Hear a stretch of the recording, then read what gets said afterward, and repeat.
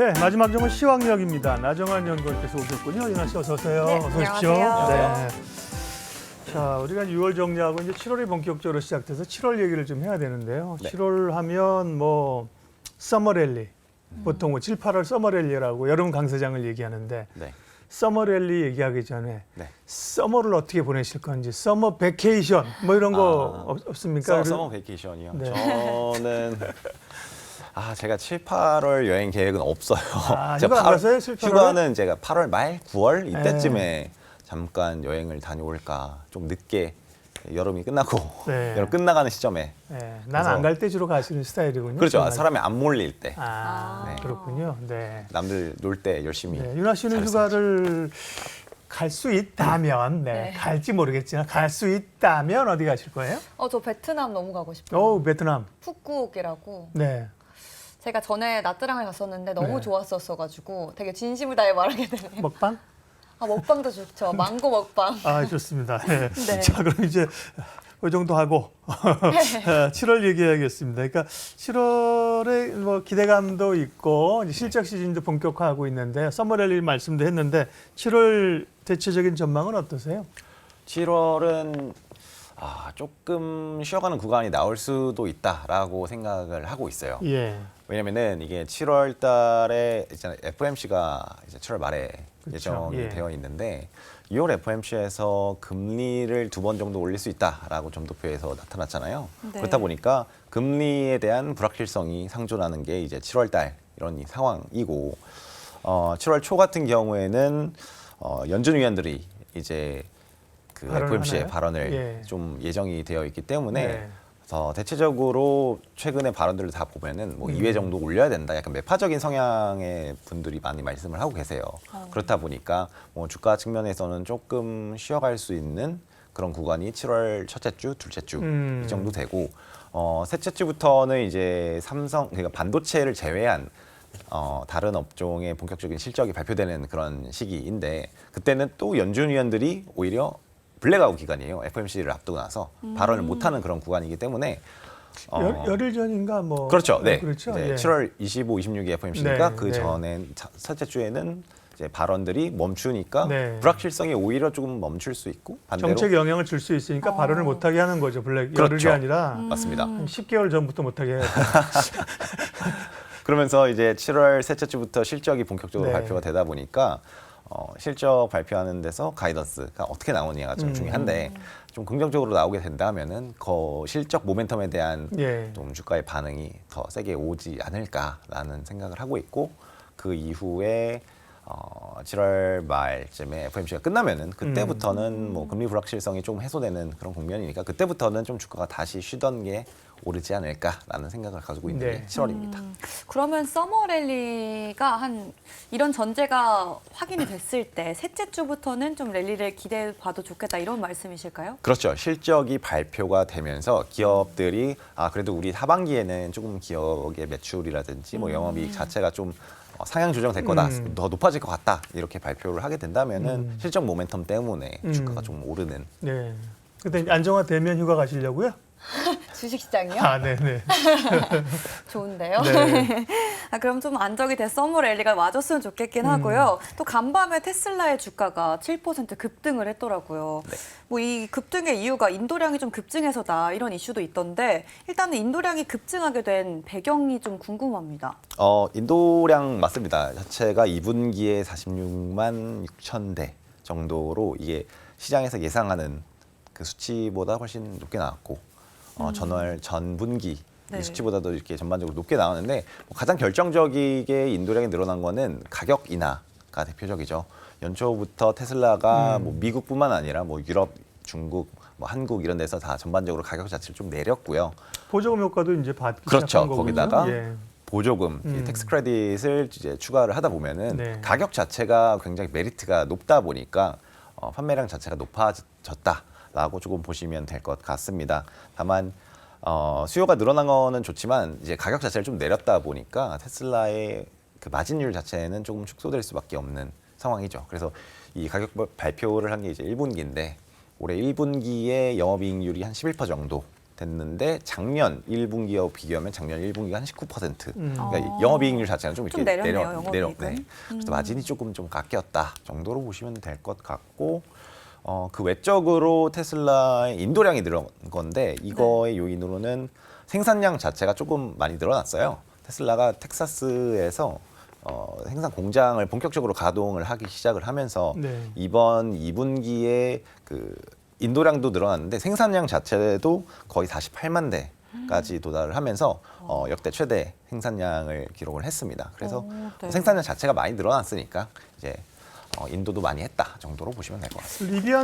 리비안 관련주도 오늘 올랐어요, 그죠? 대체적으로 괜찮나 봐요. 그 니콜라는 퇴출 면하는 또 수준을 갖고, 그죠? 자동차 전반적으로 분위기 괜찮나 봐요. 네, 맞습니다. 전반적으로 테슬라가 오르면서 어제 뭐 리비안도 그렇고 네. 뭐 관련된 전기차 주가 자체가 뭐 네. 리비안 같은 경우는 엄청 많이 올라요. 10%, 예. 15%막 넘게 올라가지고 전반적으로 전기차가 글로벌리 잘 팔리고 있는 그런 상황인 것 같습니다. 네. 저는 또 한 가지 좀 궁금증이 드는 게 결국 가격을 낮춤으로써 판매량이 늘어난 거잖아요.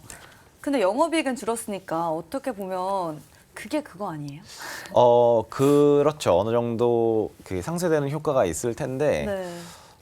테슬라의 전략 자체는 일단 점유율을 시장 점유율 자체를 높인다는 측면에서 좀 가격을 낮추는 게 아닐까라고 생각을 합니다. 일단 Q가 먼저 보이니까 그렇죠. Q가 줄면 어려운 건데요, 그죠? 매출이 판매량이 늘어나니까 국내에서는 이제 필적할 만하다가 현대차 그룹인데요. 그렇죠. 1분기 실적 엄청 좋았다. 2분기 실적도 좋을 건데 피크아웃 아닐까? 지난번에 뭐 도난 사고 소송 있고 그럼 주가 꽤 흔들렸다, 그죠? 맞습니다. 다시 실적 시즌 되니까 이제 부각을 받습니다. 미국에서 판매량도 좋았고요. 국내 자동차 관련주 전망은 어떻습니까?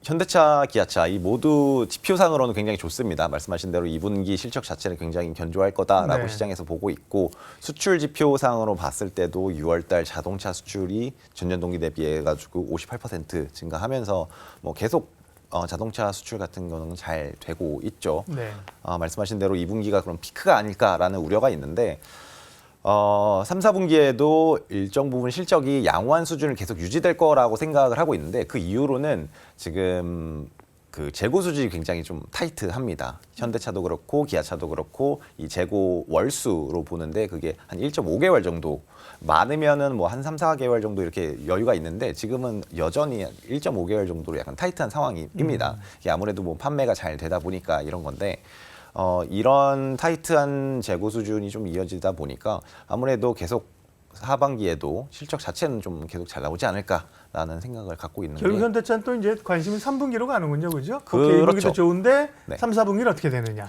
사실 현대차는 뭐 작년에도 조금 실적이 계속 좋으면서 이거 예. 피크아웃이 아닌가 했지만 결국 1분기에도 더 좋았고 2분기에도 더 좋을 거고 이러다 보니까 그런 이슈는 계속 나올 건데 네. 실적 자체는 계속 괜찮은 그런 업종이라 보시면 될 것 같아요. 네. 그럼 양호한 하반기 실적이 기대는 되지만 또 아닐 가능성도 주의해야 될 점도 있을 것 같은데 좀 그 반대의 관점에선 좀 어떤 이유들이 있나요?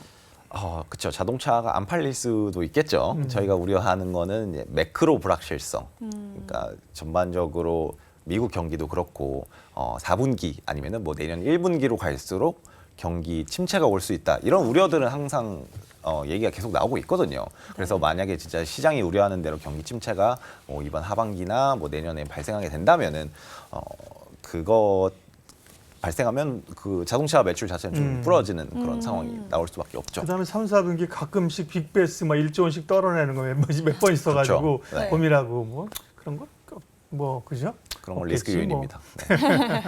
네.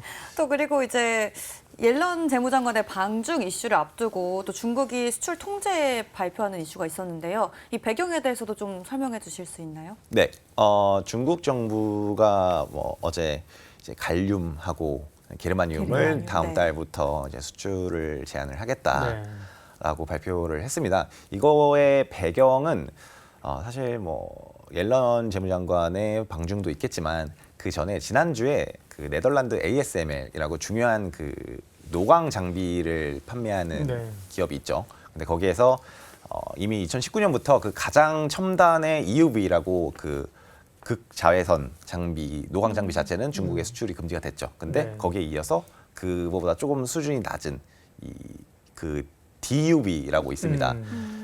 그 심자외선 노광 장비의 수출도 금지하겠다, 약간 수출을 제한하겠다라고 그 지난주 금요일에 발표를 했고 네. 7월 달부터는 일본에서 이제 수출하는 반도체 장비 자체가 한 23개 정도가 어느 정도 제한이 됩니다. 그러니까 중국 측면에서는 수출 제한하는 그런 요인들이 계속 발생하니까 이거에 대해서 약간 보복성으로 우리도 뭔가를 하겠다라고 하면서 이제 갈륨이라든지 게르마늄 이게 또 반도체 장비에 또 사용이 되다 보니까 그런 쪽에서 좀 제한을 하는 그런 거다라고 보시면 될 것 같고요. 이 반도체 장비 우리가 한국 반도체에 미치는 영향을 좀 보자면은 사실 이 미국하고 중국하고의 반도체를 두고 그 전쟁 자체가 좀 격화될 시 그렇게 되면은 사실 뭐 2018년, 19년처럼 미중 무역 사태처럼 예. 격화가 되고 그렇게 되면은 뭐 반도체 업종 자체에는 안 좋은 영향이 미칠 수도 있습니다. 뭐 격화가 된다면은 여기서 뭐 중국이 또 다른 히토류를 뭐 수출을 규제를 한다던가 그런 게 있을 수 있겠죠. 다만 이제 중국하고 미국이 직접적으로 규제를 가하는 게 한국은 아니거든요. 한국은 대상국이 또 아닙니다. 그리고 그 영향을 받을 수밖에 없잖아요. 그렇죠. 예, 예. 그걸 받을 수밖에 없긴 하죠. 근데 이제 갈륨이라는 이것만 두고 봤을 때는 중국에서 뭐 80% 이상을 생산을 하고 있는 건 맞는데 예. 일부 갈륨 같은 경우 한국이나 일본에서 어느 정도 생산을 하고 있다고 합니다. 그리고 갈륨 자체는 뭐 반도체에 필요한 그런 광물이긴 한데 이게 막 엄청 크리티컬한 그런 광물은 또 아니거든요. 그리고 중국 자체로 봤을 때 사실 갈륨이라는 게 약간 뭐 히토류 뭐 이게 희귀한 광물 그런 건데 사실 뭐 반도체에 특수하게 쓰이는데 여기 안 팔면 또 자기네 입장에서는 팔 곳이 또 없죠. 뭐 그런 입장에서 봤을 때 이것만 봐서는 뭐 한국 반도체 네. 업종에 미치는 여파는 좀 두고 봐야 된다. 중립적이다. 네, 아직은 미중 간의 이제 이 어떤 무역 전쟁 사이에서 나오는 기싸움 과정에서 나오는 이벤트이기 때문에 네. 지금으로서는 그렇게 결정적인 타격을 줄 걸로 보기는 어렵다. 그렇죠. 네. 네, 조금 더 봐야 되고요. 맞습니다. 자, 그런 가운데 어제 사실은 미국의 그 ISM 제조업 PMI가 나왔는데 생각보다 굉장히 안 좋게 나왔습니다. 맞습니다. 그런데도 미국 주가가 좀 안 밀렸고 일각에서는 주가의 변동성을 조심하라고 얘기하는 분들은 경기 지금 안 좋거든 그런 얘기를 꼭 하잖아요, 그죠? 맞습니다. 어제 나온 이 PMI 좀 해석하면서 미국의 경기 얘기 좀 해주세요. 네, 그 6월 ISM 제조업 지수 자체가 46포인트로 네. 해서 3년 만에 거의 최저치를 기록을 했습니다. 네. 이게 뭐 전월치보다도 안 좋고 예상치보다도 안 좋았기 때문인데 그 세부적인 지표가 나오거든요. 그 부분에서 네. 그 생산 얼마 프로덕션 이 생산 부분에서 보면은 전월이 50일이었는데 이번에 46.7? 굉장히 많이 떨어졌어요. 많이 떨어졌네요. 그래서 생산 부분이 많이 후퇴를 했다는 점에서 이번에 제조업 지수가 좀 안 좋게 나온 점이 있는데 다른 지표를 또 봐주면은 신규 주문을 보면 이 전월치 대비는 조금 개선됐어요. 전월치가 42포인트였는데 이번 달에 45포인트로 이렇게 조금 이렇게 올랐다. 그러니까 이게 ISM 제조업 지수라는 게 사실 50 밑에면은 위축 국면이고 50 이상이면은 그렇죠. 그래도 확장 예. 국면인데 네. 여전히 이제 위축 국면 그 밑에 50 이하에 있으니까. 있으니까 이렇게 안 좋은 건 맞고요. 근데 사실 그 제조업이 안 좋은 건 맞는데 미국의 서비스 업종 같은 경우는 괜찮거든요. 이제 이번 주 금요일에 ISM 서비스업 지수가 네. 나오는데 컨센서스 자체는 지금 한 51포인트 그래서 50 이상으로 이제 집계가 될 예정이다라고 보고 있고 뭐 주가 측면에서도 보면 서비스 관련 업종은 괜찮아요. 저희 미국의 항공사 뭐 델타 에어라인 아시나요? 네. 그게 네, 네. 주가가 연초 대비 얼마나 올랐는지 아시나요? 연초 대비. 올랐나요? 자, 찍어보세요. 올랐으니까 얘기해요. 그렇죠. 자, 델타가 연초 대비 올랐는데 일단 그거부터. 일단 우리가 생각한 것보다 많이 올랐을 거야, 그죠? 그쵸. 그러니까 이 자, 질문하신 것 윤아 씨랑 나랑 하나씩 얘기해가지고 정답에 근사해 봅시다. 몇 프로? 너무 어려운데 한 130, 400%. 400이요?